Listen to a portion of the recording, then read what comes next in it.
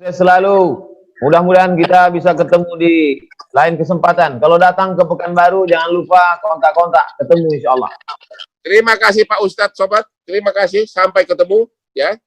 Nanti saya datang ke Pekanbaru, akan saya cari langsung Pak Sobat. Ya. Amin. Oke, saya Terima kasih banyak. Terima kasih.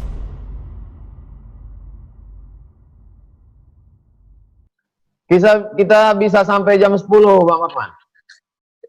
Bisa, terserah Pak Ustadz. Aku mau tanya nih Pak Ustadz. Dengan krisis corona ini, ya, kita sadar bahwa hidup itu sangat singkat. Sementara kita sibuk terus mencari uang. Kadang-kadang banyak orang meninggal ya pada saat dia mencari uang, uangnya pun tidak dinikmati. Saya ini sudah lama pengen pensiun, tapi mental saya tidak siap. Karena apa? Setiap saya mau istirahat, ada perkara baru. Honornya 2 miliar. Ada perkara ini, honornya 3 miliar. Akhirnya nggak jadi pensiun.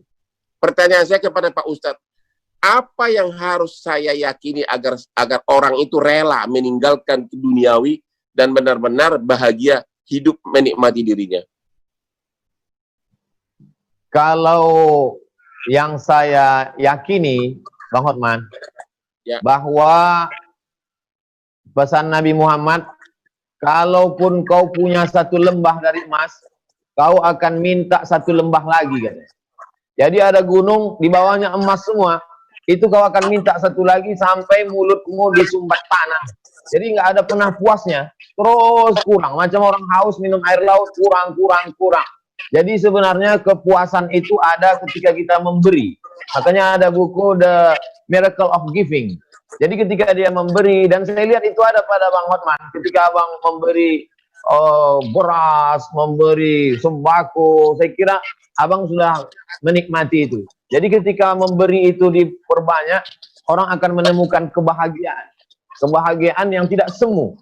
Karena ada kebahagiaan ketika kita dapat, dia kemudian kering. Tapi ketika orang menemukan kebahagiaan yang tidak semu itu, itulah kebahagiaan yang sesungguhnya. Tapi dia rasa. Tidak semua orang bisa menceritakan apa yang dia rasakan. Dan apa yang Abang rasakan pun belum tentu bisa Abang bahasakan. Karena bahasa terlalu miskin untuk menceritakan tentang rasa. Nah, saya jadi puitis pula jadinya depan Bang Hotman. Tapi itu Bang Hotman sudah punya semuanya. Lalu kemudian apakah Bang Hotman bahagia? Gimana jawabannya? Belum bahagia. Karena itu tadi, mau pensiun ragu-ragu, mau pensiun ragu-ragu. Begitu mulai kerja lagi, pusing lagi pemikiran, ikut lagi terjun kepada masalah, sehingga never ending story. Itulah yang saya tanya, bagaimana meng-cut off? Ya udah, that's enough. Tapi susah. Anak saya 3, semuanya pengacara muda. Saya perlu bimbing juga karena pengacara itu tanpa jam terbang, tanpa benar-benar bekerja nanganin kasus, susah menjadi ahli. Orang boleh bergelar profesor doktor, tapi belum tentu bisa bikin surat kuasa, belum tentu bikin surat gugatan.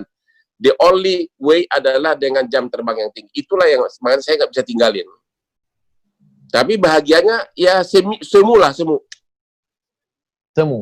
Abang pernah merasa sulit dalam hidup? Apa yang paling tersulit saat menjalani hidup? Saya kebetulan dari kecil bukan dari keluarga miskin, termasuk orang yang berada untuk ukuran kecamatan. Saya tidak pernah susah hidupnya dari segi keuangan. Saya bersepuluh bersaudara, 6 orang sarjana murni orang tua yang salah sekolahkan ke Unpar Parahyangan. Yang tersulit saya alami adalah ya hampir pernah mau bunuh diri waktu saya dari kantor pengacara internasional Andan Buyung oleh Profesor Subekti waktu itu yang menulis KUH Perdata. Saya diminta masuk ke Bank Indonesia, pindah ke Bank Indonesia.